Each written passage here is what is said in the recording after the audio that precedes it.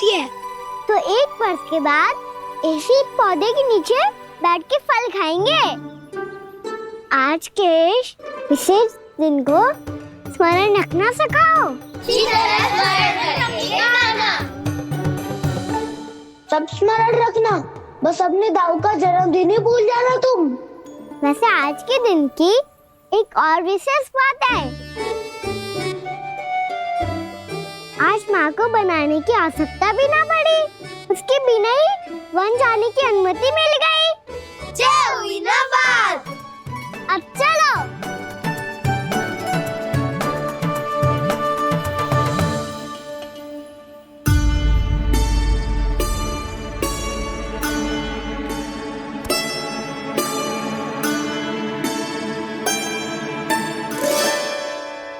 बलराम, कहाँ थे तुम?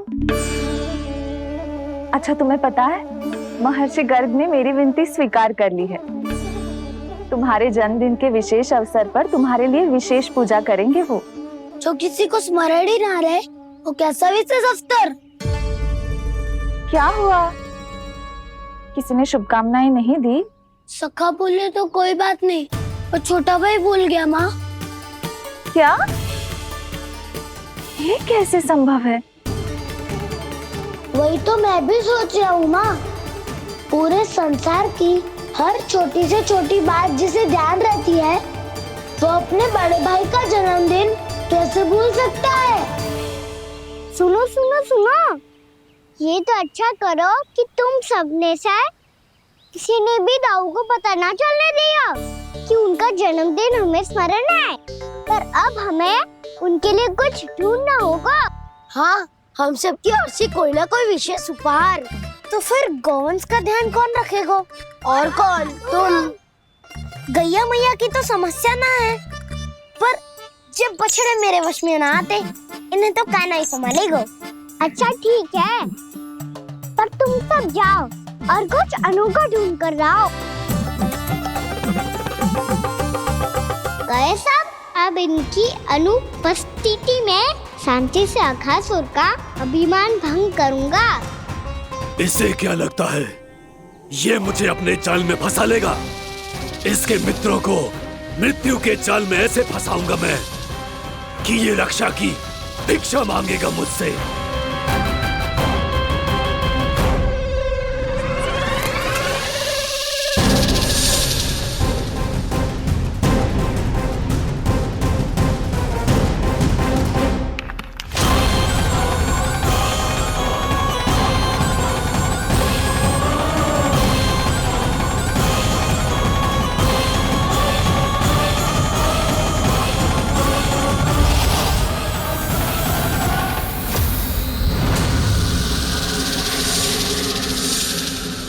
क्या ले चलूं बलराम के लिए जो हो बहुत विशेष?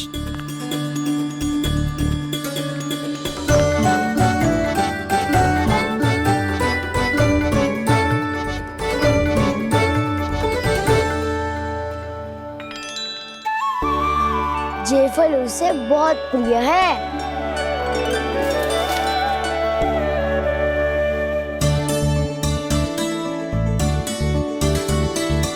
पत्थरी के रत्न।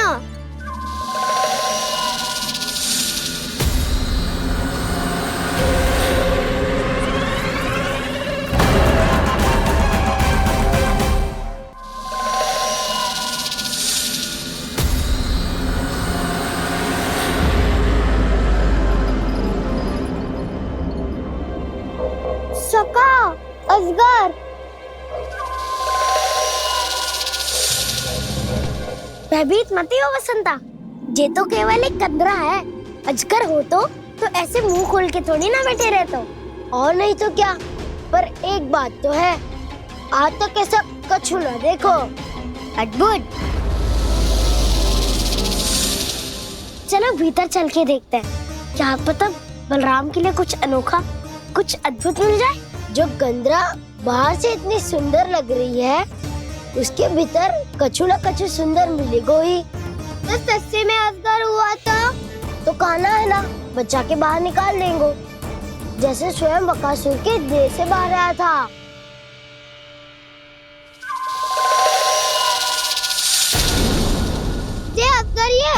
अभी अभी आके खोली इसने। अरे वसंता, तुझे तो हर बात में कुछ ना कुछ दिख ही जाता है। इसे छोड़कर हम सब भीतर चलते हैं। चलो चलो। अरे मुझे अकेला सुन के कहाँ जा रहे हो?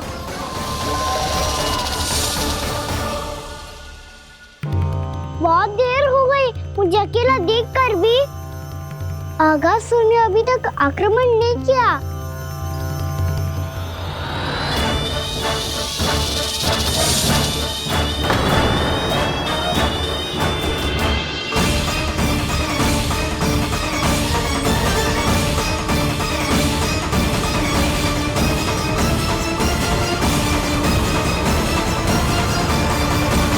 इसने तो उल्टी चाल चल ली।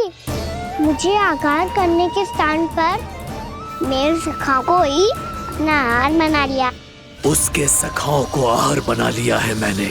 अब उस विष्णु अवतार को इनकी रक्षा करने आना ही पड़ेगा, और तब मैं उसके प्राण लेकर अपना प्रतिशोध पूरा करूंगा। गैया मैया, अपना ध्यान रखना। मुझे सखाओं को मुक्त कराने जाना होगा।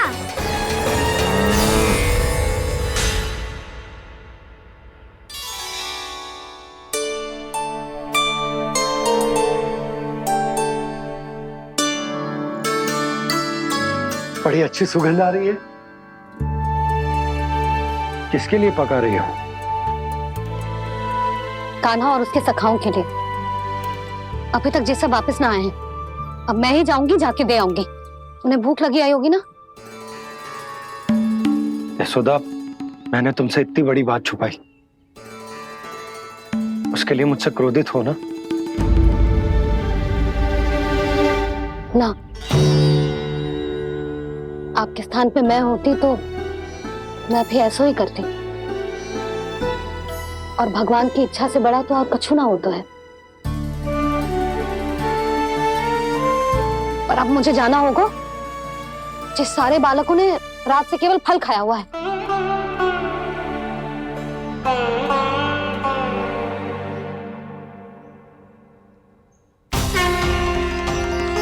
कान्हा, कान्हा, कान्हा,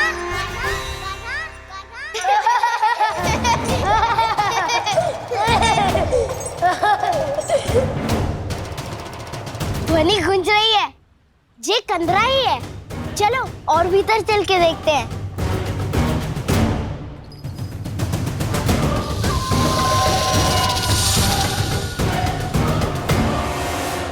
इन बालकों ने मेरा कार्य सरल कर दिया। स्वयं ही कृष्ण को खींचकर मुझ तक ले आए।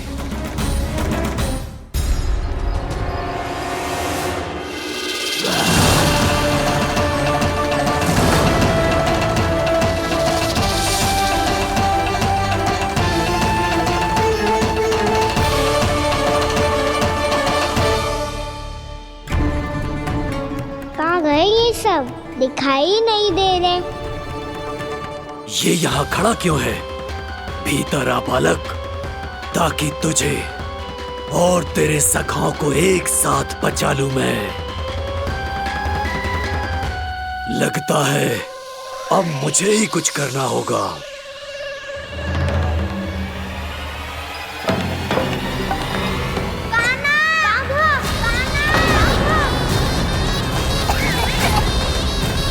वसंता!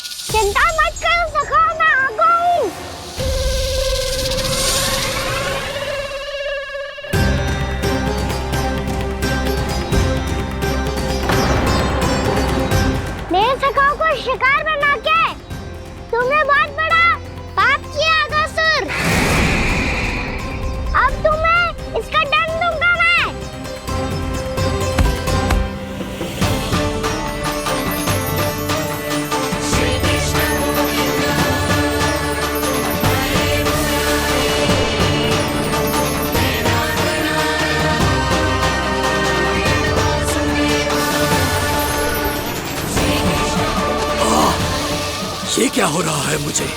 कैसी माया है ये?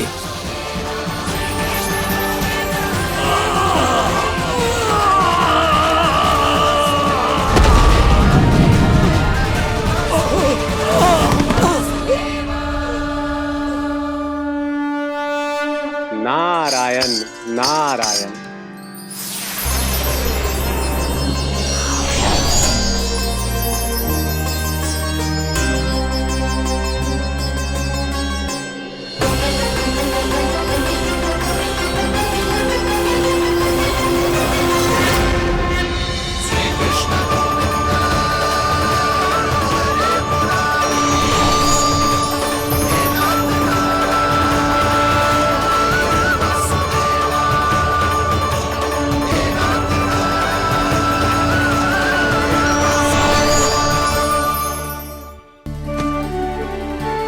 मैंने इतने पाप किए हैं प्रभु, फिर भी आपने स्वयं मुझे मुक्ति प्रदान की। ऐसा सौभाग्य मुझे क्यों मिला प्रभु? ये तो होना ही था अगासुर। यही था विधि का विधान। पूर्व जन्म में तुम राक्षस शंखचूड़ के पुत्र थे, युवा थे, बहुत बलवान और कामदेव के समान। आकर्षण होने के कारण बहुत गर्व हो गया था। एक दिन एक बहुत ही ज्ञानी और बलशाली ऋषि उसी नदी में स्नान कर रहे थे, जिसके स्वच्छ जल में स्नान करके तुम अपनी कांति को और भी अधिक बढ़ाने आए थे।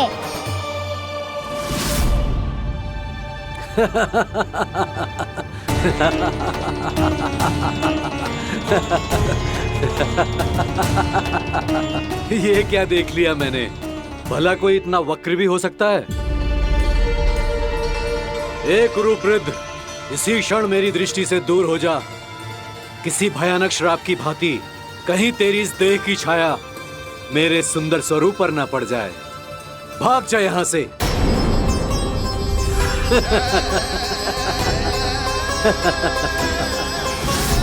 अभी भान में आकर तुमने ऋषि अक्षावर का उपहास उड़ाया।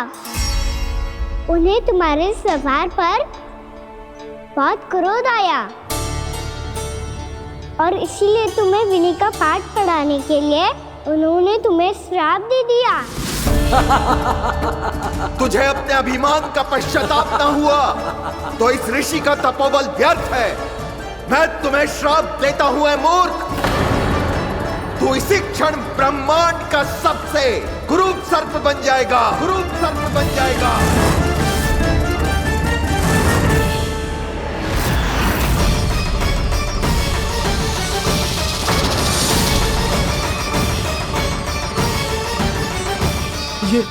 ये क्या हो रहा है मुझे? मेरी त्वचा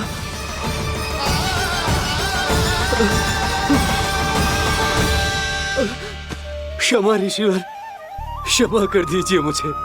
मुझसे बहुत बड़ा पाप हो गया ऋषिवर। मैं मूढ़ हूं, अज्ञानी हूं मैं, किंतु अब मुझे अपनी भूल का आभास हो गया है ऋषिवर। पश्चाताप की अग्नि में जल रहा हूं मैं। आप तो कृपालु हैं, दयालु हैं, मुझ पर कृपा करें, मुझ पर कृपा करें। क्षमा कर दीजिए मुझे, क्षमा कर दीजिए। मैंने तुम्हें क्षमा किया अघासुर, पर मैं चाहकर भी अपना श्राप वापस नहीं ले सकता। पर तुम्हें वरदान अवश्य दे सकता हूं। तुम्हें अपने श्राप युक्त जीवन से मुक्ति स्वयं श्री विष्णु के कर कमलों से मिलेगी, विष्णु के कर कमलों से मिलेगी।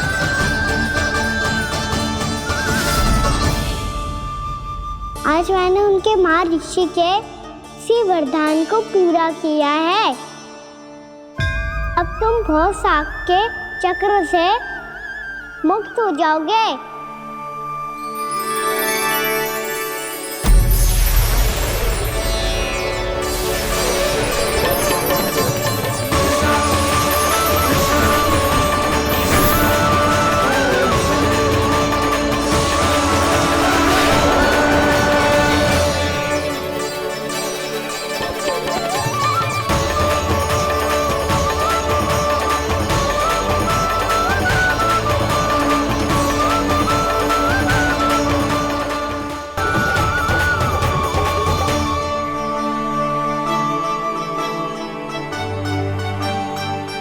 अद्भुत प्रभु, अब तो आपकी धुन पर पहाड़ियां भी पिघलने लगी।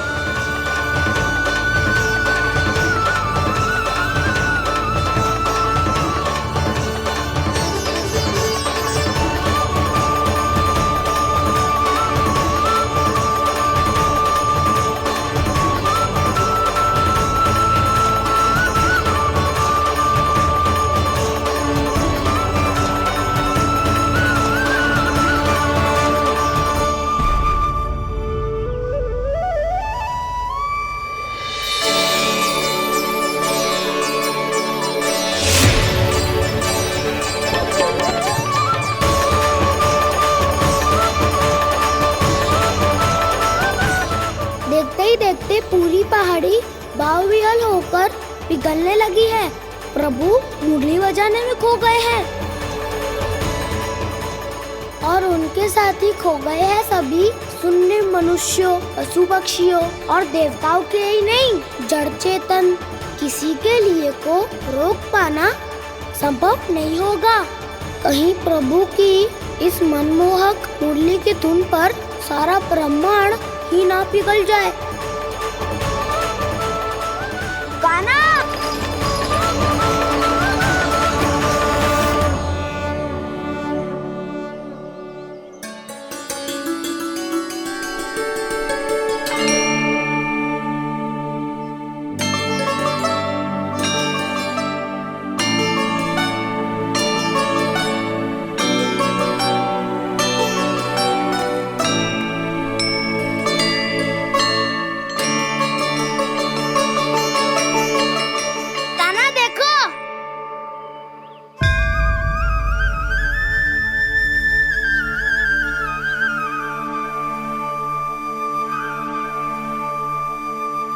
या तो आपके चरण का चिन्ह बन गया है प्रभु। अपने भक्तों के हित के लिए मेरी बस एक ही इच्छा है, ऐसी चिन्ह मेरे हर भक्त के हृदय पर हो। आपके पद चिन्ह तो सदैव से ही आपके भक्तों के हृदय पर छपे हुए हैं प्रभु, पर इस पहाड़ी ने भी अब इसे अपने मन में बसा लिया है।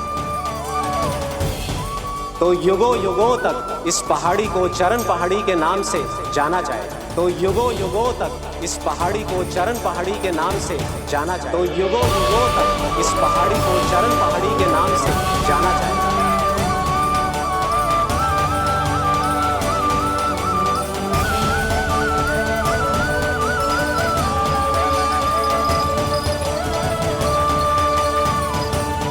कान्हा, तू हमारे पास से वहाँ कैसे चले गए हो?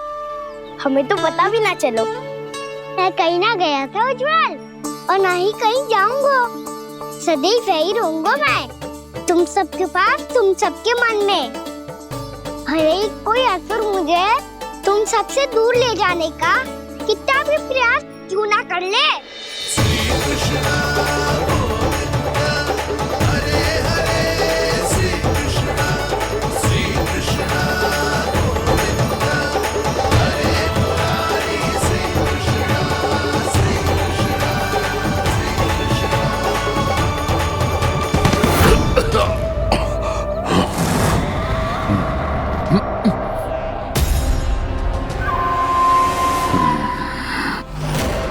भले ही कितनी भी लीला क्यों न रच ले वो, आज उस छलिया कहलाने वाले विष्णु का सामना सच्चे छलिया से होगा।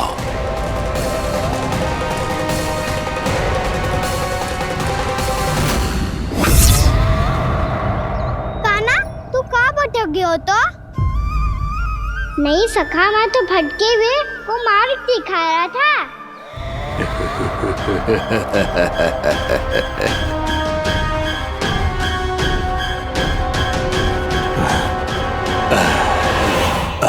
फिर से कहीं मत चले जाइयो, बहुत कठिनाई से फिर से तेरा साथ मिलो है हमें। कान्हा, तो इतने दिन बाद आए हो हैं, आज हम केवल गैया ना चराएंगे, कछु आनंद भी लेंगे आज। किसो आनंद?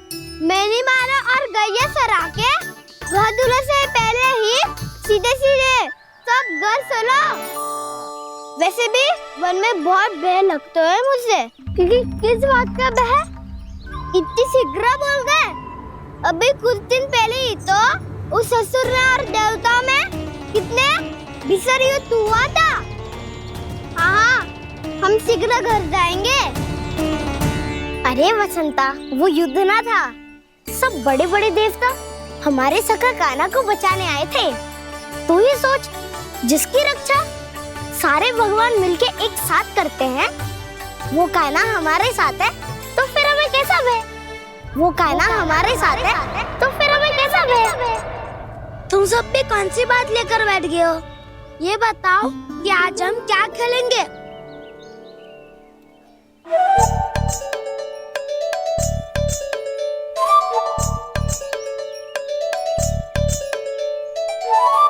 चोर प्रहरी खेले। चोर प्रहरी? हाँ, इस पे एक जन प्रहरी बनते हैं और शेष बनते हैं सब चोर। और चोर का कार्य होगा भागना और छुपना, और प्रहरी का कार्य होगा चोर को पकड़ लेना। अरे वाह कान्हा, क्या खेल बताया है। इसमें तो बहुत आनंद आएगा। ये खेल भले ही तुम सब खेलोगे बालकों, पर आनंद तो मैं ही लूंगा।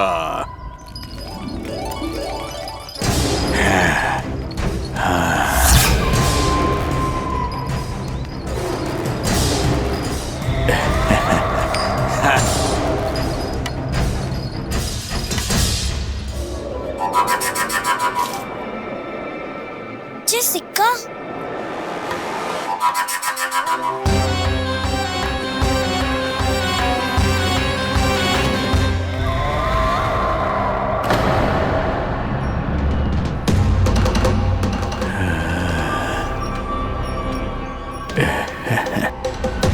कौन है तुम? छलिया, मायावी छलिया।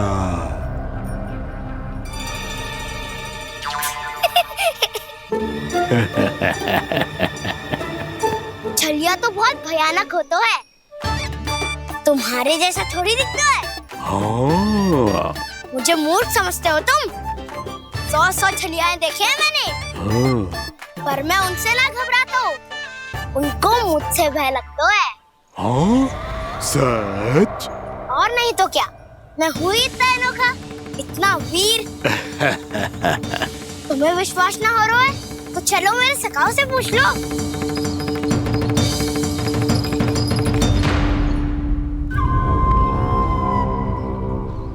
वहाँ क्या देख रहे हो? इधर देखो उज्ज्वल।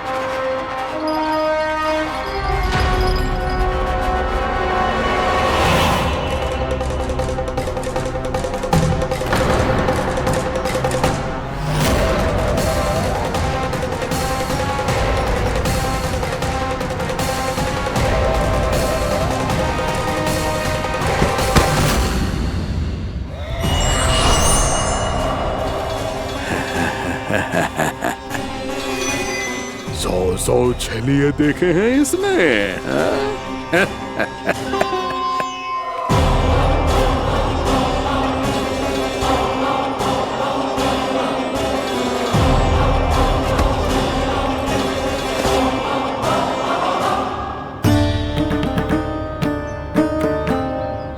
किसे देख रही हो कान्हा?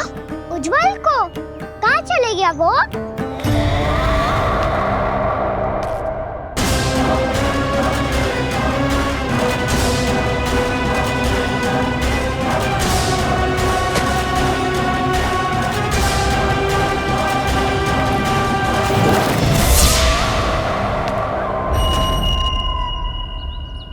चिंता मत करो कान्हा, उज्ज्वल यही का ही होगा, आ जाएगा। क्या हो गया कान्हा? तूने कही थी ना कि हम चोर प्रहरी खेलेंगे, तो खेल क्यों ना रहो? तुम्हारी प्रतीक्षा कर रहे थे। वैसे तुम कहाँ रह गए थे?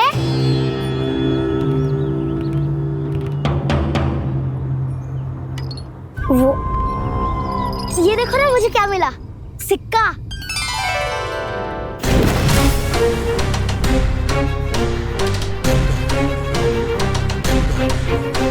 दीदी दिखा दिखा। ना ना, ऐसे ना, ये सिक्का मैं उछालूंगा और जिसके हाथ में आया वो बनेगा प्रहरी और अन्य सब चोर स्वीकार है। यदि मैं प्रहरी बन गया तो बहुत सरलता से इस कृष्ण को पकड़कर गुफा में ले जाऊंगा और वहीं इसकी हत्या कर दूंगा। इसे इसके ही यंत्र में फंसाना होगा मुझे।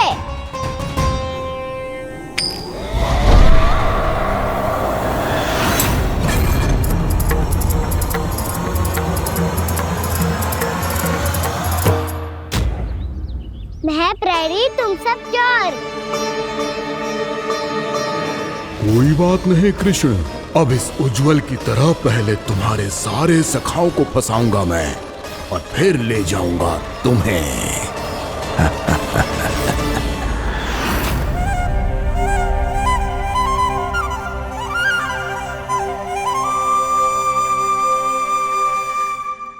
चलो खेल आरंभ करें। कान्हा, तो हमें पकड़ना। आंखें बंद कर कान्हा।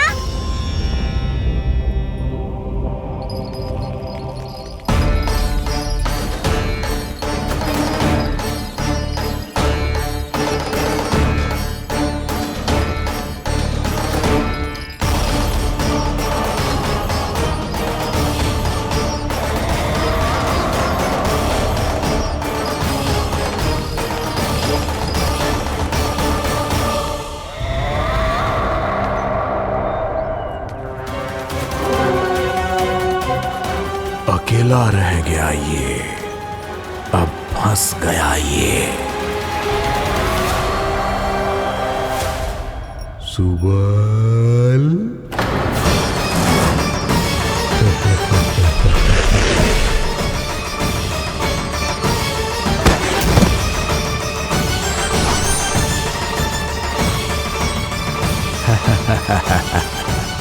इन सब का तो मुझे पता नहीं, परंतु मुझे बड़ा आनंद आ रहा है इस खेल में।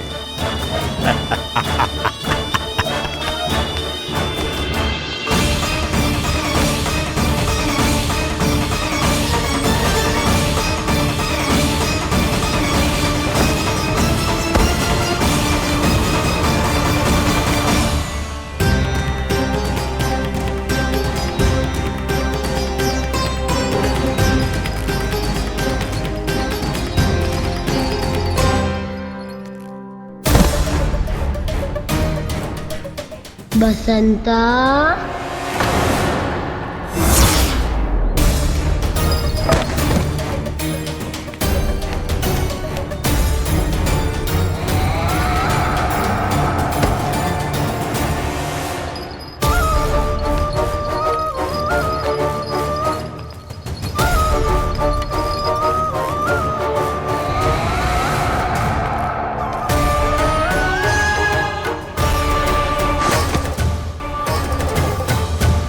ये तो एक एक करके सभी बालकों को अपना शिकार बनाता जा रहा है। प्रभु ऐसा क्यों करने दे रहे हैं? प्रभु की हर लीला का कोई ना कोई उद्देश्य होता है। यदि वो इस असुर को इन निर्दोष बालकों पर अत्याचार करने से नहीं रोक रहे हैं तो इसका भी कोई ना कोई कारण अवश्य होगा।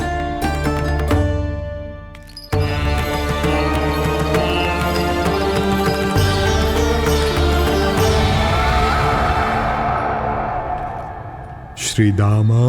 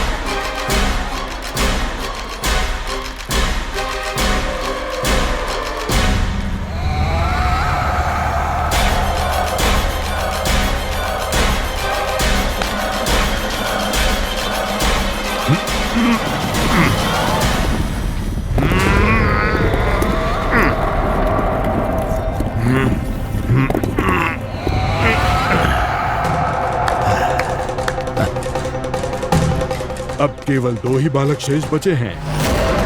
दोनों को पकड़कर ये खेल ही समाप्त कर दूंगा।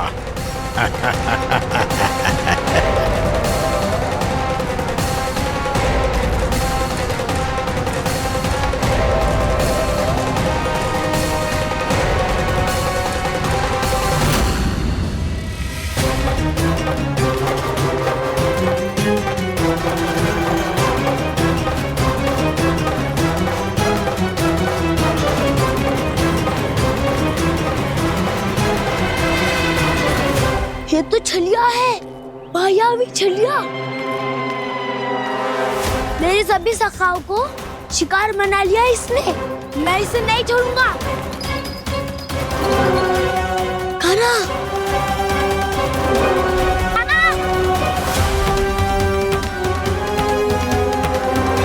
कान्हा, कान्हा।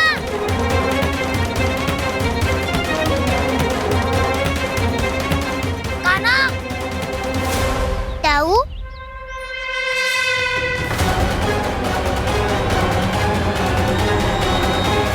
छलिया हो तुम। तुमने मेरे सखाओं का अपहरण किया है। मैं छलिया ना हूँ ना, मैं तो आपका छोटा भाई हूँ, आपका कान्हा। मैंने सब कुछ अपनी आंखों से देखा है। बस तुम छलिया ही हो।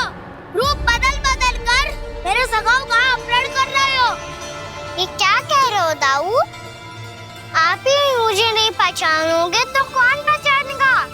कान्हा, ये नहीं, मैं हूँ वास्तविक बलराम, तुम्हारा दाऊ।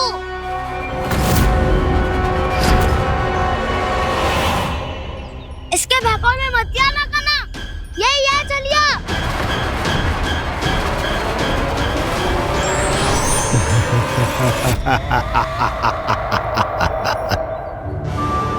बुद्धिमान बालक, केवल तुमने ही पहली बार में माना है कि मैं ही वास्तविक छलिया हूँ। पर हम तुमसे भयभीत नहीं है दस। इसी क्षण हमारे सखाओं को मुक्त कर दो।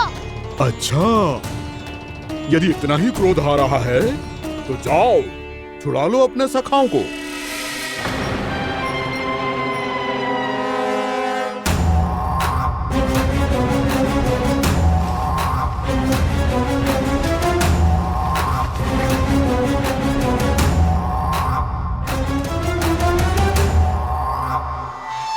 तुम छलिया, तुम छलिया, तुम छलिया, तुम छलिया, तुम छलिया, तुम छलिया, तुम छलिया, तुम छलिया।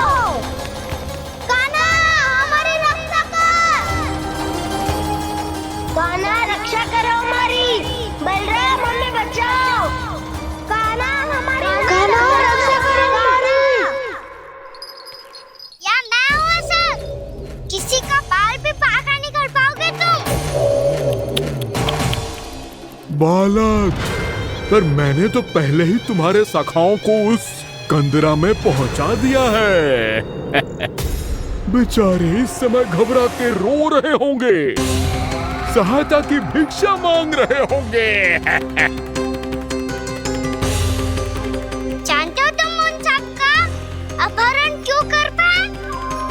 क्योंकि मैंने तुम्हें कर नहीं दिया, ताकि मुझे तुम्हारा सामना करने के लिए हिकायत मिल सके। अच्छा। लाओ, आओ, जाके सखाओं को बचाओ। इस दुष्ट के लिए मैं पर्याप्त हूँ।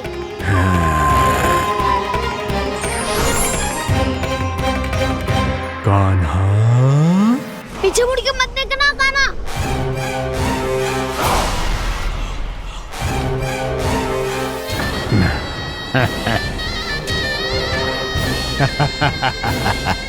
अपने सखाओं की तरह अब तुम भी फंस गए कृष्ण।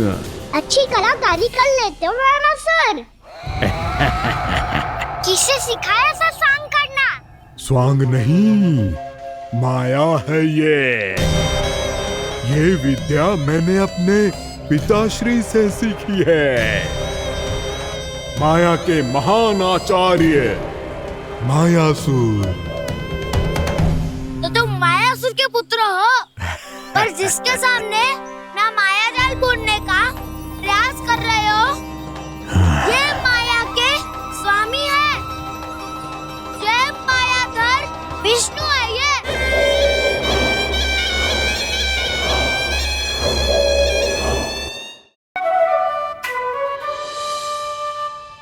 जब से कान्हा का जन्म हुआ है ना, मैं तब से देख रही हूँ, तब से हम पे कोई भी संकट आती है ना, तो अचानक से कोई अपरिचित हमारी सहायता करने आ जाते हैं, और जाते समय कान्हा की आज्ञा लेके जाते हैं, और कभी कभी तो इसे प्रभु बोल के जाते हैं। बाबा संभालो।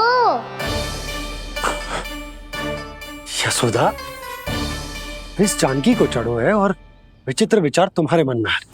अरे सब जानते हैं कि हमारा परिवार राजसी, तुम्हें पता ना चलते हो वो, पर हमारे कान्हा को सब राजकुमार ही समझते हैं देखकर, इसीलिए उसे सम्मान देने के लिए सब ऐसा ही करते हैं, और कोई बात ना है।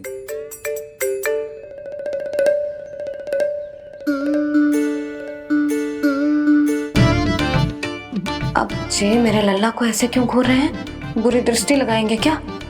वैद्यराज जी, आपके सहायक तो गए, अब आप यहाँ क्यों हो? वो क्या है ना, मैं अपने रोगी का निरीक्षण करके पूरी तरह से संतुष्ट होकर ही जाता हूँ।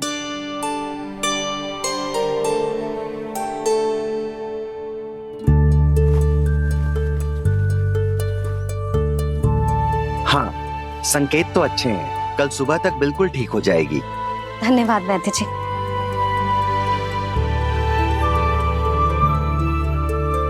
बस तो फिर हम कल पकड़न पकड़ाई खेलेंगे जानकी।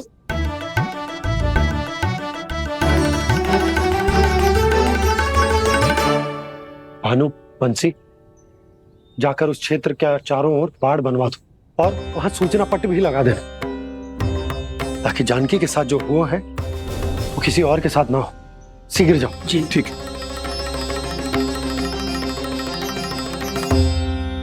बाड़ और सूचना पट लगवाने से समस्या का समाधान नहीं होगा बाबा। निर्दोष पशु सूचना पट देखकर भी कुछ समझ नहीं पाएंगे।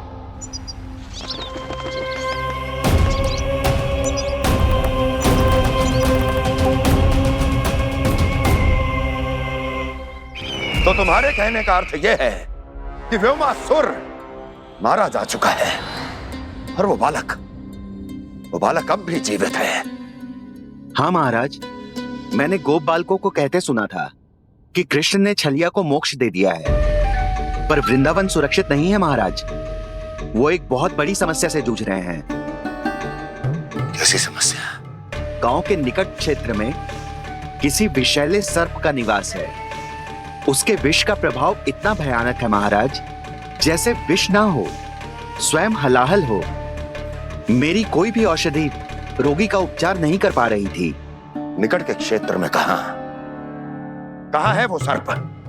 गोप मानते हैं कि वो सर्प गांव के निकट यमुना नदी के जल में रहता है। मुझे तो लगता है महाराज, ये कालिया नाग की कथा कोई किंवदंती या लोक श्रुति नहीं, एक सच्चाई है, एक विषैली सच्चाई।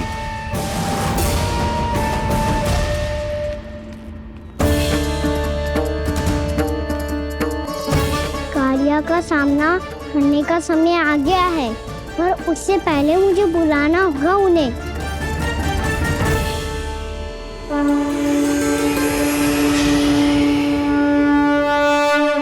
संसार के दारुण भय का नाश करने वाले, सभी कष्टों का हरण करने वाले, विश्व का समस्त ऐश्वर्य प्रदान करने वाले, कमल जैसे लोचन, मुख और चरणों वाले आजानुभुज श्री राम को मैं बार बार नमस्कार करता हूँ। आपदामपहर्तारं दातारं सर्व संपदा, लोकाभिरामं श्री रामं भूयो भूयो नमाम्यहम्। कागभूसोंडी, कागभूसोंडी, कागभूसोंडी। प्रभु क्षमा करें, मुझे जाना होगा।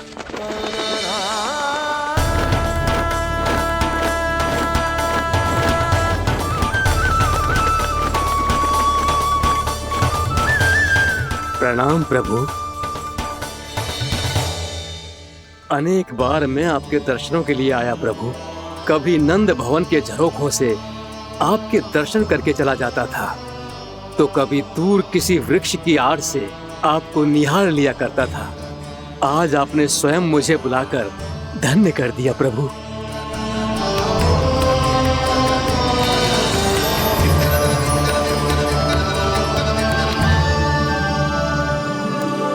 मैंने आपको यहाँ एक विशेष कारण से बुलाया है।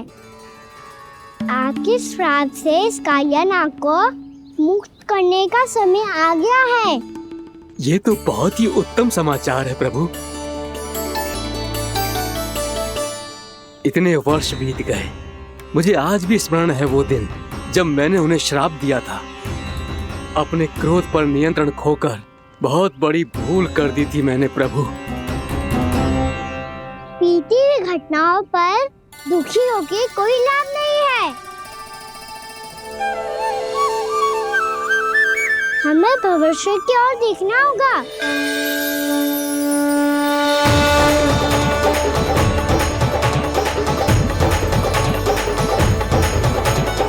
आदेश कीजिए प्रभु, क्या आज्ञा है आपकी? जब मैं कालिया नाग का सामना करने जाऊं, तो आप यही रहेगा। आपको अपने आप पता चल जाएगा कि कब क्या करना है।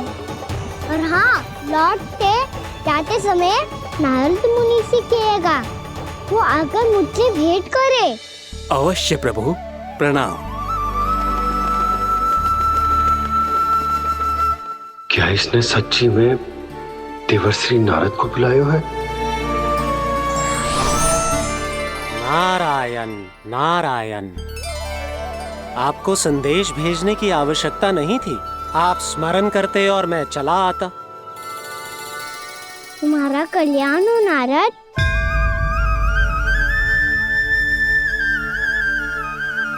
मैंने तुम्हें एक विशेष कार्य के लिए बुलाया है। आज्ञा दीजिए प्रभु। तुम्हें एक बार फिर कंस से भेंट करनी होगी। विचार कीजिए महाराज, क्या आप बिना किसी शंका के कह सकते हैं कि कौन सी पंखुड़ी पहली है और कौन सी आठवीं? उस दुष्ट से भेंट करना स्वयं कीचड़ में उतरने के समान है प्रभु। कमल पुष्प प्राप्त करना हो तो कीचड़ में उतरना पड़ता है नारद। आपका आदेश तो मैं स्वप्न में भी नहीं टाल सकता प्रभु। कंस कालिया नाग के बारे में जान गया है, पर वो उसका सामना करने का साहस नहीं कर पाएगा। मैं आतुर हूँ प्राप्ति, मूर्ख नहीं। मेरी बुद्धि फिर नहीं गई है। मैं स्वयं उस कालिया जैसे महाविषैले सर्प के सामने खड़ा हो जाऊं और अपने ही काल को आमंत्रित कर लूं। तो फिर अपने लाभ के लिए उसका प्रयोग करने का कोई और उपाय सोचिए स्वामी। कुछ ऐसा कीजिए कि यमुना नदी का पूरा जल विषैला हो जाए और वृंदावन वासी उसका उपयोग करे, और आपका काल कहलाने वाला वो बालक स्वयं काल के गाल में चला जाए। उत्तम उत्तम सुझाव है प्राप्ति। अब मुझे उस कालिया तक पहुंचने का मार्ग ढूंढना होगा। उसको विवश करने का कोई उपाय ढूंढना होगा, क्योंकि व्यक्तिगत रूप से उससे भेंट करना असंभव है। असंभव। आप सही कह रहे हैं प्रभु। कंस में उतना सामर्थ्य नहीं कि वो कालिया नाग का सामना स्वयं कर सके। वैसे तो कालिया गरुड़ देव का भी सम्मान नहीं करता, तो फिर वो कंस का सम्मान क्यों करेगा भला? नहीं करेगा, पर कंस तुम्हारा सम्मान अवश्य करेगा नारद। तुम्हारी बातें भी सुनेगा और मानेगा भी। ये मेरी योजना का बहुत ही महत्वपूर्ण भाग है। तुम कंस के पास जाओ और कहो कि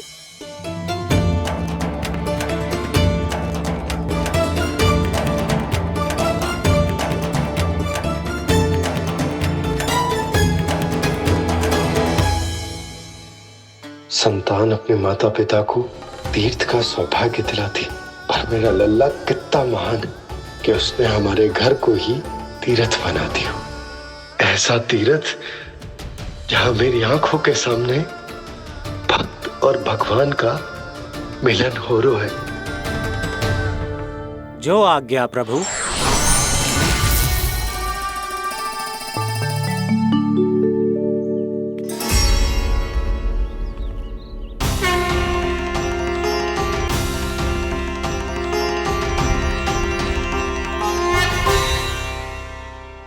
बाबा कान्हा, ये सब क्या चल रहा है? पहले काक भुसुंडी जी और फिर जे नारद जी। क्या योजना बना रहे हो तुम? कान्हा, बता ना लल्ला, क्या सोच रहे तू? कान्हा देख, अगर तुझे अपने बाबा को ना बताना हो ना, तो अपने भक्त को बता दे। क्या सोच रहे हो लल्ला? क्या करने वाले हो आप?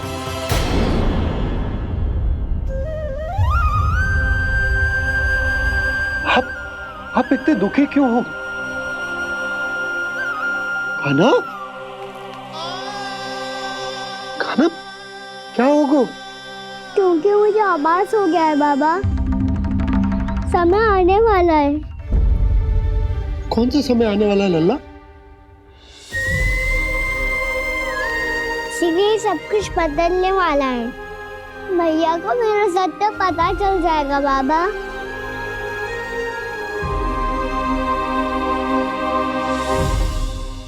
पर लल्ला, इसका काक भुसुंडी और कालिया नाग से क्या संबंध है? ऐसा क्या हुआ था और क्या होने वाला है?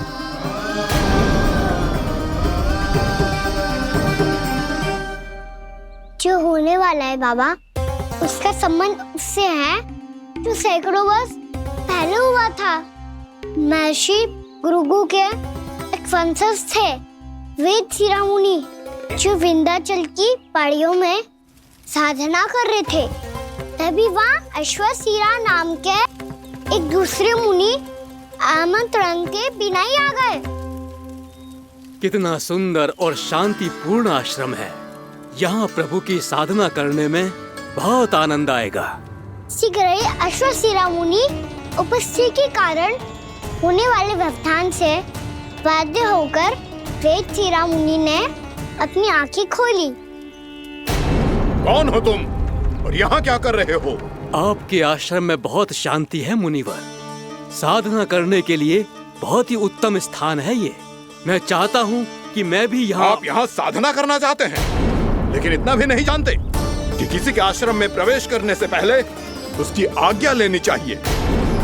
आप ये भी नहीं जानते कि यदि कोई यज्ञ कर रहा हो तो बिना अनुमति के वहाँ प्रवेश करने से उसकी यज्ञ साधना भंग हो सकती है।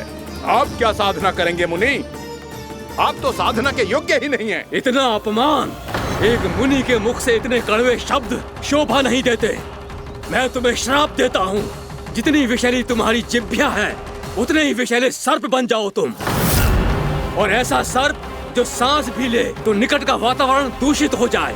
तुम्हारे इस दुस्साहस के लिए मैं तुम्हें श्राप देता हूँ कि तुम अभी इसी क्षण कौवा बन जाओ, और ऐसा कौवा जो कांव कांव करके अनर्गल प्रलाप करता रहे।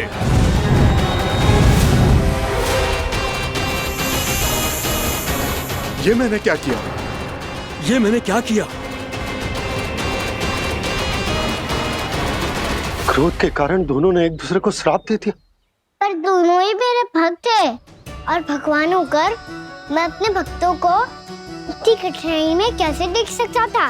इसीलिए जिस संकट में उन दोनों ने अपने आप को फंसा लिया था, उसका समाधान करने में मैं उनके पास गया।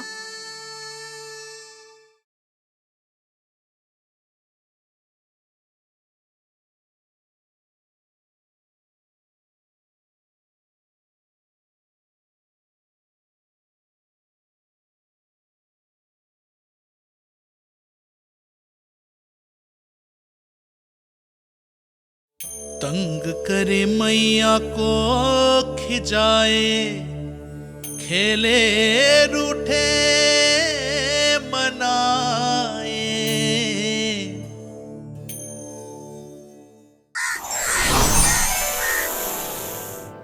देखिए ना प्रभु, ये क्या हो गया हमसे? हमारी रक्षा कीजिए प्रभु, मार्ग दिखाइए हमें। क्रोध पर नियंत्रण ना होने के कारण आप दोनों ने एक दूसरे को बहुत ही भीषण संकट में डाल दिया है। अब दोनों ही तपस्वी तप के बल से दिए गए आपके श्राप को लौटाना भी संभव नहीं है। प्रभु कोई तो उपाय होगा, हम आपके शरण में हैं प्रभु। अपराध तो हमसे हुआ है प्रभु, पर अब आपसे ही आशा है। कुछ ऐसा कीजिए भक्त वत्सल, जिससे हम दोनों के श्राप का प्रभाव कुछ कम हो जाए। आप दोनों ही मेरे भक्त हैं, इसलिए आपकी पीड़ा का निवारण करने का एक उपाय है मेरे पास। वेद शिरामुनि, जब आप कालिया नाग बनेंगे तो आपको मेरे चरणों को अपने शीश पर धारण करने का सौभाग्य मिलेगा। और अश्र शिरामुनि, आप काग योनि होने के बाद भी आप श्रेष्ठतम ज्ञान और सर्वाधिक यौगिक सिद्धियों के स्वामी होंगे और प्रवचन दिया करेंगे। इसके बाद अश्वशिरा मुनि काकभूषुंडी बन गए, जिन्होंने आगे चलकर स्वयं गरुड़ देव को रामायण सुनाई। और मुनि वेदशिरा, महर्षि कश्यप और देवी कत्रियों के पुत्र कालिया नाग बनकर जल में। और अब वही कालिया नाग जमराज में, जिनके कारण जानकी के प्राण लगभग चले ही गए थे। अब कालिया नाग को उचित स्थान पर भेजने का समय आ गया है बाबा। पर ये तो अच्छी बात है कान्हा, वेदशिरा मुनि को दिया हुआ तुम्हारा वचन भी पूरा हो जाएगा, जमुना जी की शुद्धि भी हो जाएगी। इस सब के बाद भी तुम दुखी क्यों हो? क्योंकि इसके बाद मैया के सामने मेरा रहस्य खुल जाएगा बाबा। उन्हें पता चल जाएगा कि उनका बालक कोई साधारण बालक ना है। विश्व में जो होने वाला है उसे सबके सामने घटने से रोकना मेरे लिए भी संभव ना होगा। मैया को सब पता चल जाएगा। क्या पता चल जाएगा रे मुझे?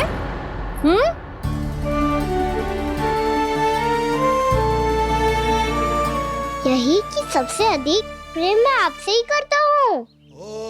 अब बस भी कर, चलो भोजन के लिए बुलाने आई थी तुम दोनों को। भूखा थोड़े ना रहने दूंगी अपने लल्ला को, मेरा लल्ला दुर्बल हो जाएगा ना। आप खिलाओगे तो ही खाऊंगा। हाँ ठीक है, मैं ही खिलाऊंगी। अब चल, आओ जी चल।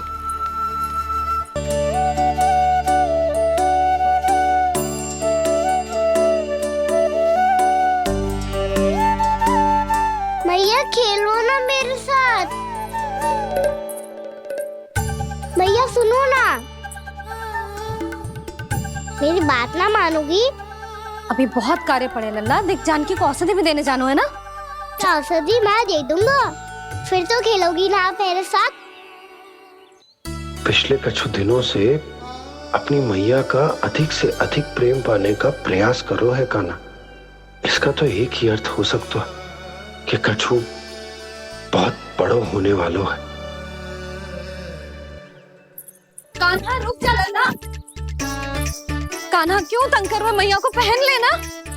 कान्हा, कान्हा, ये क्या करो तूने?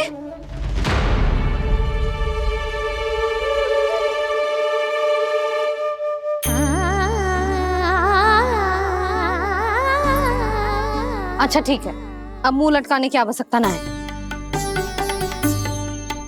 ये ले।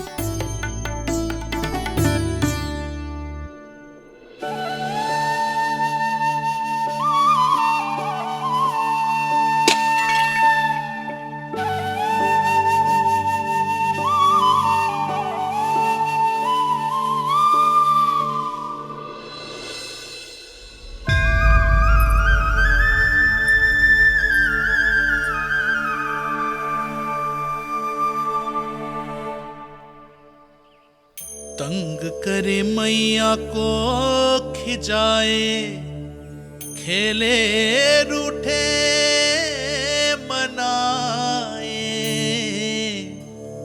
लीला अनोखी करके शरारत, कान्हा दंड भी पाए।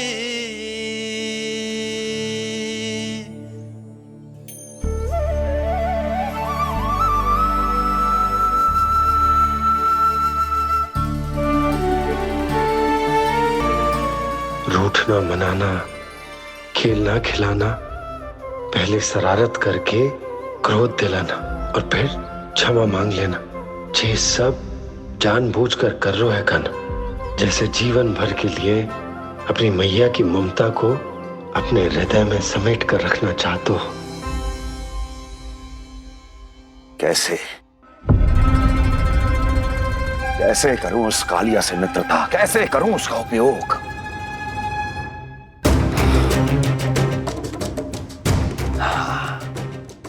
उस पर आक्रमण कर देता हूं और उसे किसी ना किसी तरह से यह विश्वास दिला देता हूं कि यह आक्रमण उस विष्णु अवतार ने किया है। फिर वो क्रोध में आकर सारे वृंदावन वासियों को अपने विष से समाप्त कर देगा। उचित है, ये उचित है। नारायण हरि, नारायण हरि।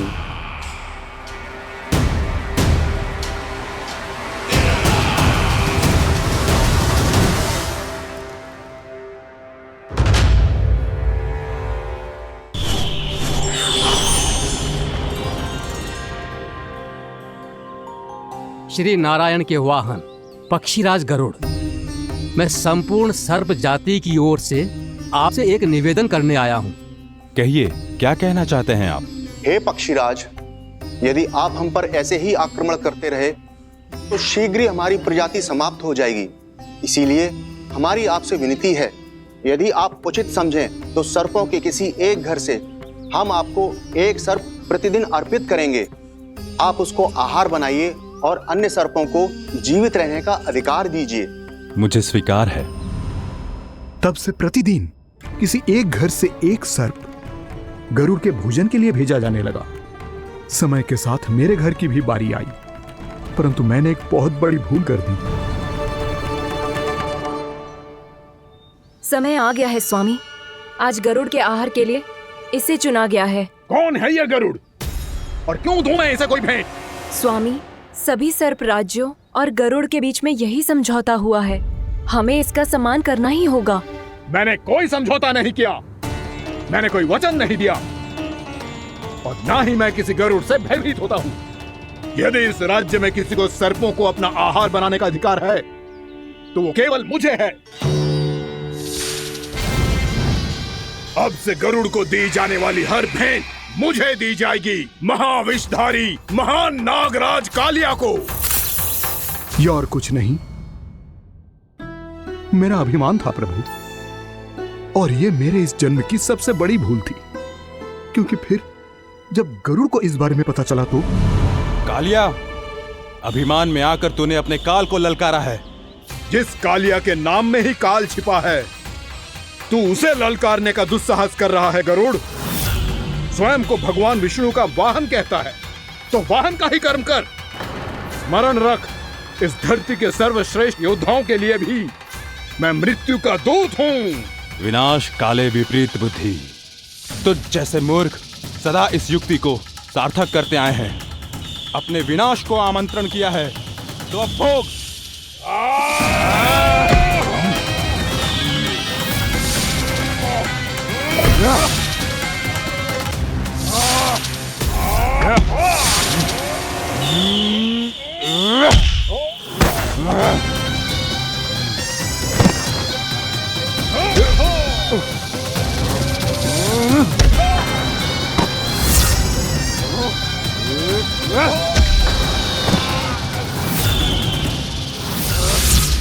जिसने मेरा भोजन चुराने की धृष्टता की है वो इसी योग्य है। तू मुझे जानता नहीं है गरुड़, मैं महाविषधारी नाग कालिया हूँ। तेरा इतना दुस्साहस कि तूने मुझ पर चरण से प्रहार किया।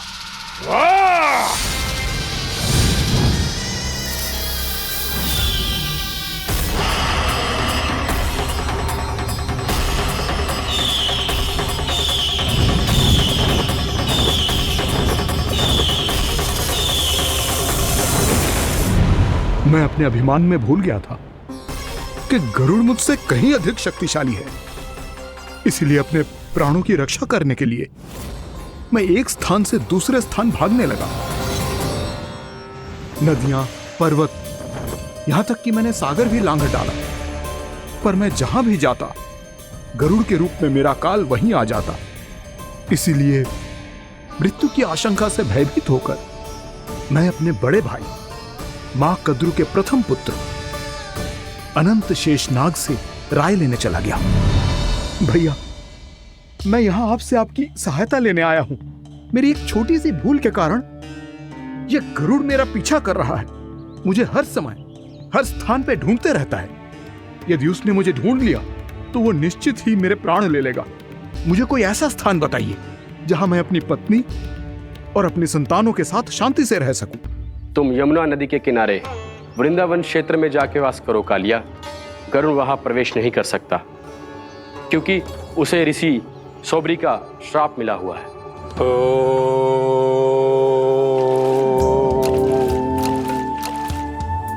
ध्यान और तपस्या का नित्य कर्म करते हुए ऋषि के मन में मछलियों के प्रति प्रेम भाव इतना बढ़ गया कि वो भूल गए सभी जीव खाद्य श्रृंखला का भाग होते हैं और मछलियां भी इस नियम की अपवाद नहीं है। उन्हें मछलियों की अटखेली इतनी अच्छी लगने लगी कि वो इस क्षेत्र के मछुआरों को भी मछली पकड़ने की अनुमति नहीं देते थे।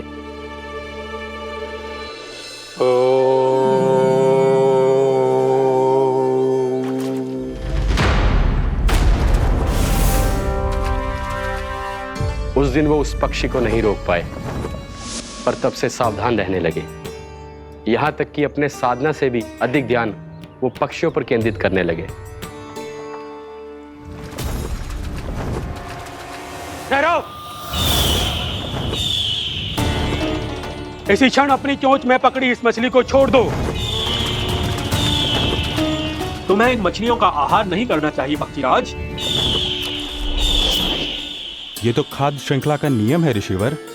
यदि मैं इनका आहार नहीं करूंगा तो कोई और पक्षी कर लेगा।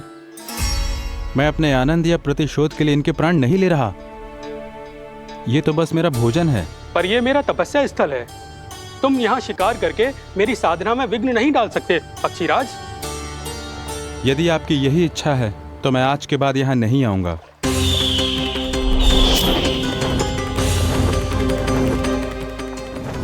पर आज ये मछली मेरे आहार के रूप में पकड़ी जा चुकी है। मैं वचन देता हूँ ऋषिवर, इस स्थान पर यह मेरा अंतिम शिकार होगा।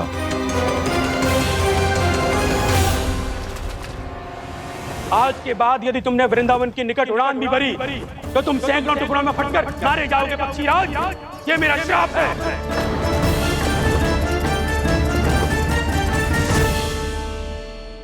और इसीलिए भैया शेषनाग के सुझाव के अनुसार मैं यहां आ गया। पर अब यदि मैं कहीं और जाऊंगा तो मेरे प्राण नहीं बचेंगे प्रभु। निश्चिंत रहो कालिया, अब से गरुड़ तुम्हें कोई हानि नहीं पहुंचाएगा। अब तुम्हारे फनों पर मेरी पक्षिंग बन गए कालिया, इसीलिए अब से तुम्हें गरुड़ से कोई भय नहीं होगा। निश्चिंत होकर अपने परिवार के साथ गहरे समुद्र में चले जाओ और सुख से शांति से निवास करो। पर ध्यान रहे निर्दोष जीवों को हानि ना पहुंचे। आपने मुझे जीवन दान दे दिया प्रभु, इस उपकार से मैं कृतज्ञ हूँ प्रभु। आदेश दीजिए, मैं आपकी सेवा कैसे करूं? तुम्हारे जल क्षेत्र से 1 कोटि कमल पुष्पों को लेने की अनुमति दे दो कालिया। यह मेरी सेवा होगी प्रभु। ये तो मेरा सौभाग्य होगा।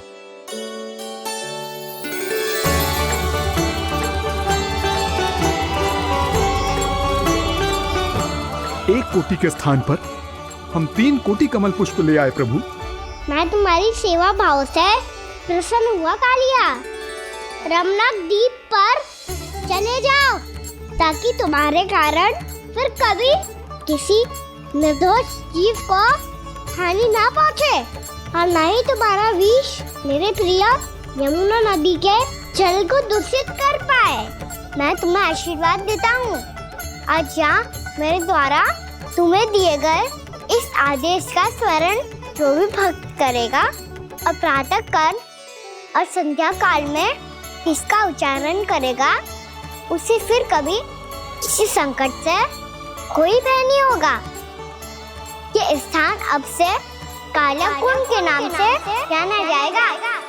यहाँ पर स्नान करने वाला और देवताओं को इस क्षेत्र से जल का अधर देकर प्रसन्न करने वाला भक्त यदि मेरा स्मरण करके पास रखेगा तो वो अपने सभी पापों से शीघ्र ही मुक्त हो जाएगा।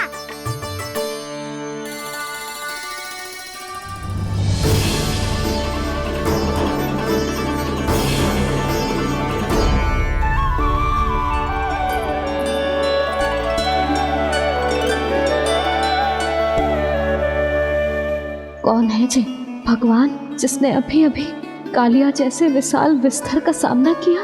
क्या एक साधारण बालक जो शीत की अधिकता से ठिठुर रहा है? क्या करूं? मैं लल्ला को ममता के आंचल में छुपा लूं या भक्त बनकर प्रभु की लीला देखती रहूं? क्या करूं मैं? कितना ठंडा था जल, बहुत सर्दी लग रही है। सर्दी से तड़पते हुए कैसे देखूं इसे? अभी जाके अपने पल्लू से सुखाती हूँ। हृदय से लगा के स्नेह की आंच दूंगी तो सर्दी पल भर में छूमंतर हो जाएगी।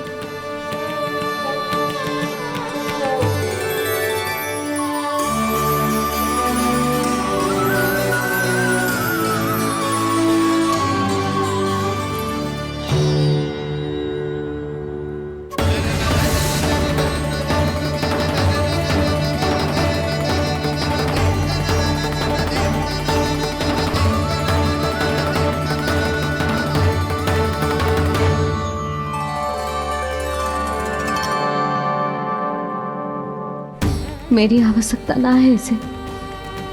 ये तो सच्ची में भगवान ही है जिसकी ठंड दूर करने के लिए स्वयं द्वादश आदित्य प्रकट हो गए हैं।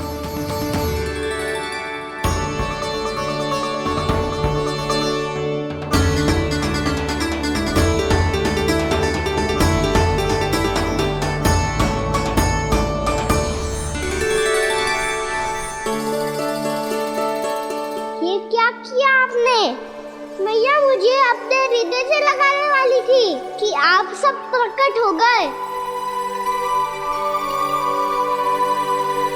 क्षमा कीजिए प्रभु, पर आपको भीगा हुआ देखकर, ठंड से ठिठुरता हुआ देखकर हमसे रहा नहीं गया।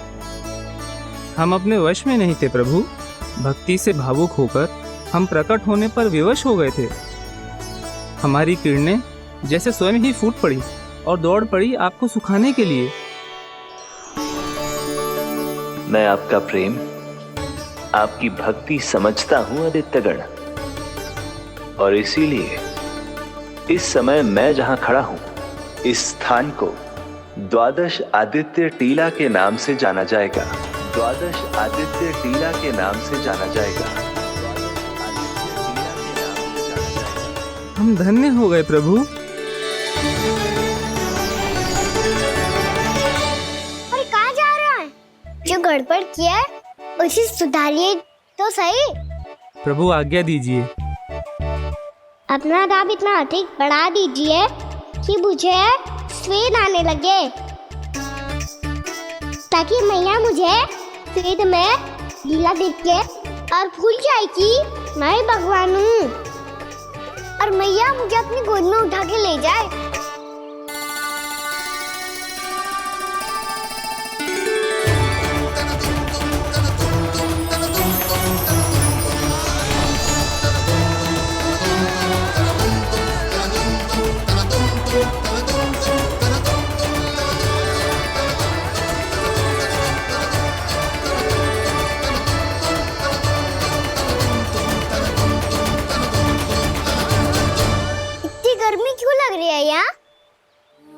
स्वेद की एक बूंद भी आती थी तो मैं अपना आंचल लेकर पहुंच जाती थी इसके पास। जानती ही नहीं थी कि ये तो स्वयं वायुदेव को आदेश दे सकते हैं कि वो बहने लगे और उसका सारा स्वेद सुखा दे। वायुदेव की आवश्यकता नहीं है मैया, मुझे आप ही चाहिए। लगता है जिस बात का भय था वही सत्य होने लगी है। भैया मेरे भगवान रूप को भूल नहीं पाएगी, और अब मेरे लिए उनके सत्य छुपा कर रख पाना कठिन हो जाएगा। कृष्णा कृष्णा हरे कृष्णा कृष्णा कृष्णा मुरली मनोहर कृष्णा गोपाला गोविंदा हे दामोदरा।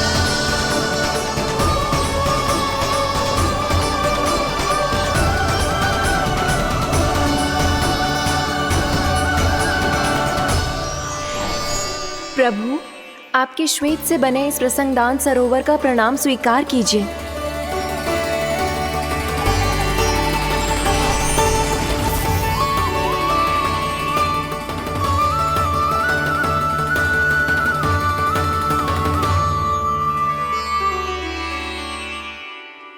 ओहो, इस चमत्कार को देखकर भैया को और भी अधिक विश्वास हो जाएगा कि मैं भगवान ही हूँ।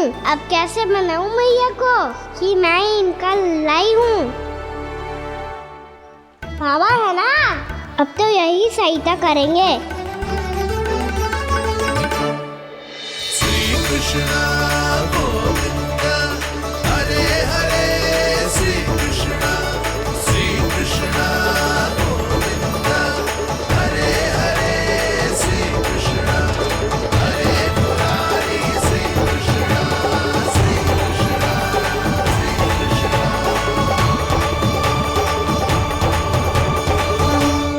बाबा, एक कोटी ना, मैंने तो 3 कोटी कमल पुष्पों का प्रबंध कर दिया है और चिंता करने की आवश्यकता ना है। 1 कोटी कमल के स्थान पर 3 कोटी कमल पुष्प मिल गए हैं। हाँ कान्हा, मैं उचित संदेश के साथ ये सारे पुष्प उस कंस के पास भिजवा दो। महाप्रक्रमी कान्हा की जय। वृंदावन रक्षक कान्हा की जय। महाप्रक्रमी कान्हा की जय। भानु जी नंदराज, बाकी गांव वालों को लेकर ये सारे पुष्प इकट्ठा करो और कंस के दरबार में पहुंचाओ। जी।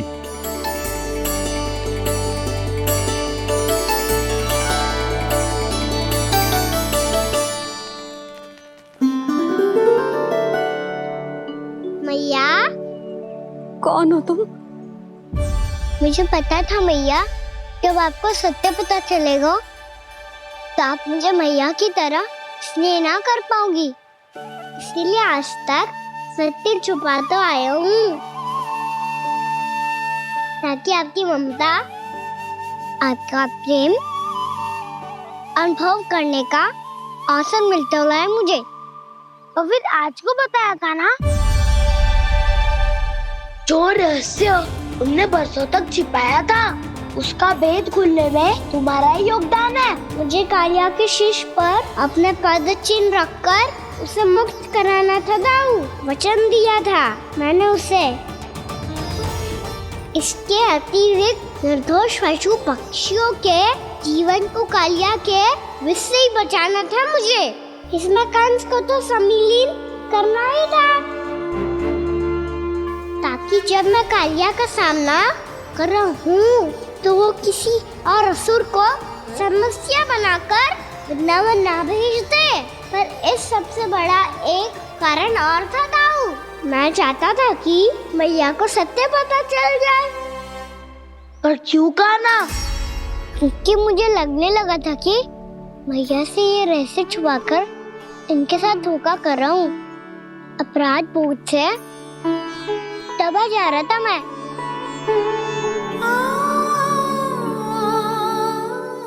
जो सत्य आपको, बाबा को, सभी को पता है, यहाँ तक कि मेरे सखा भी जानते हैं, वो सत्य मैंने मैया से छिपाया केवल इसी लोक में कि मुझे इनकी ममता प्राप्त होती रहे।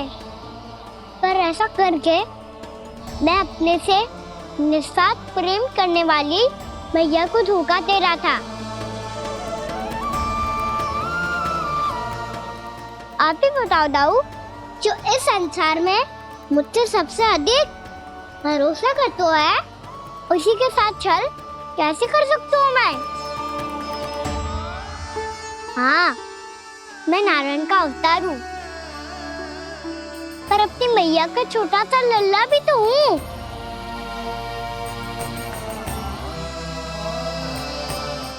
इसीलिए तो यमुना जी में छलांग लगाने का एक कारण इस गेंद को लेने जाना भी था। ने स्नेह से बनाई थी मैया ने गेंद, इसे अपने से दूर कैसे होने देता मैं? आपको आभास भी ना है मैया कि आप मेरे लिए कितने महत्वपूर्ण हो। ये सत्य है कि सभी देवता, प्रकृति, भक्त, ये सब है मेरा ध्यान रखने के लिए, मेरी सेवा करने के लिए। पर क्या इनमें से कोई भी मेरी मैया का स्थान ले सकता है? और आप भी तो यही चाहती थी कि मैं आपका लल्ला बन के आऊं, कि मैं आपका लल्ला बन के आऊं, कि मैं आपका लल्ला बन के आऊं। आज जैसे आपने मुझे अपनी गोद में लिटा रखा है,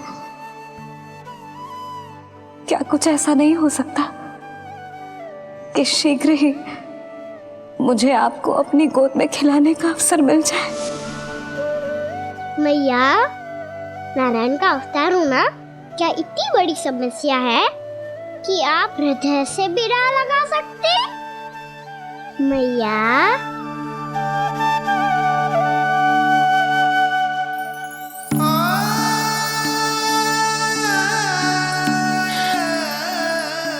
मेरा कान्हा, मेरा लल्ला।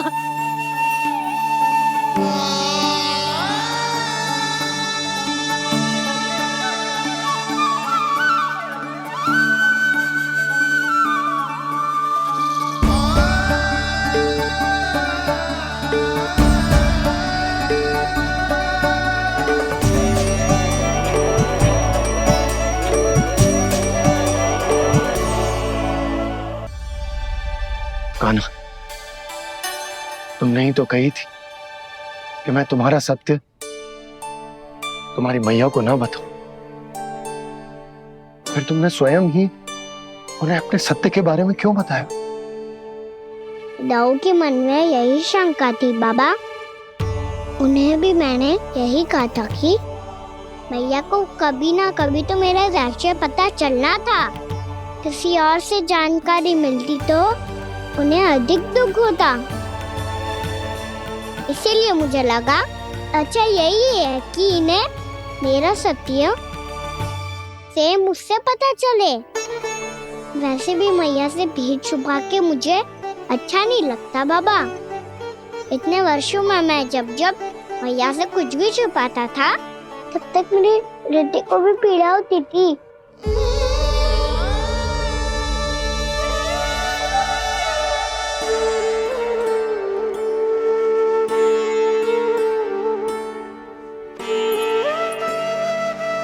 मैं समझ सकता हूँ कान्हा।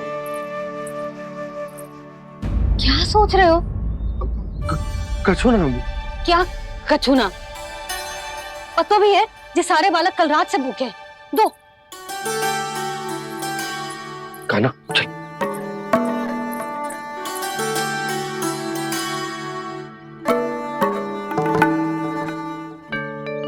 लगता है सब ठीक है। क्या ठीक है? कछु ठीक ना है, बहुत कठिन है। पर मैं प्रयास कर रही हूं कि स्वयं को समझा पाऊं कि मेरा लल्ला मेरे प्रभु श्रीहरि का अवतार है।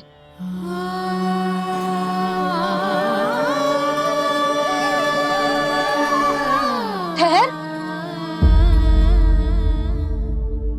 तू कहाँ जा रहा है बिना बताए? पूरे संसार के लिए तू दिव्य होगो, मेरे लिए तू केवल मेरा लल्ला है। समझ आई? अब आके कछु खा ले।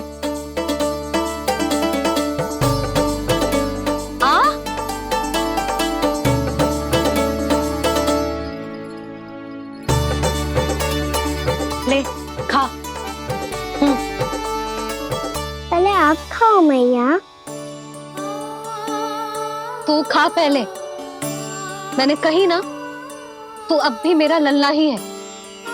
जो कल रात से भूखा है, इसीलिए अब चुपचाप खा। और जे मत ही सोचियो कि मैया को सत्य का पता चल गया है तो कछु कहेगी ना। तेरी मैया हूं कान्हा, कस के डांटूंगी, और आवश्यकता पड़ी ना तो डांटूंगी भी और दंड भी दूंगी। और फिर भी बात ना मानी तो स्मरण है ना ओखल, देख यहां भी है।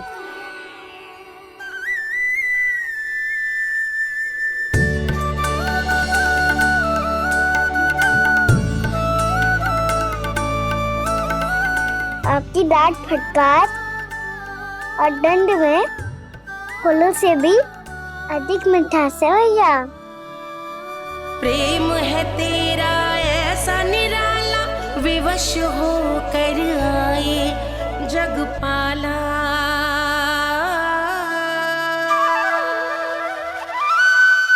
मैया छोटी सी अनुमति चाहिए। फिर से वन जाना है? फिर से कोई लीला करनी है क्या? हाँ वो बस बस, अधिक बहाने बनाने की आवश्यकता ना है।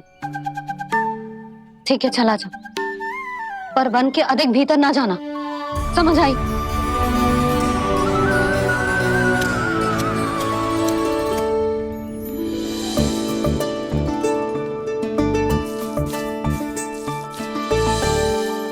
चलो मिल गई अनुमति।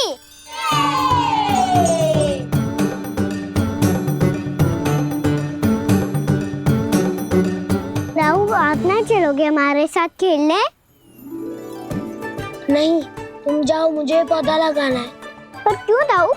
क्योंकि माँ ने कहा है आज मेरा कहा है कि पौधे लगाने से फल मिलते हैं। पर पौधा तो लगो, फल ना है।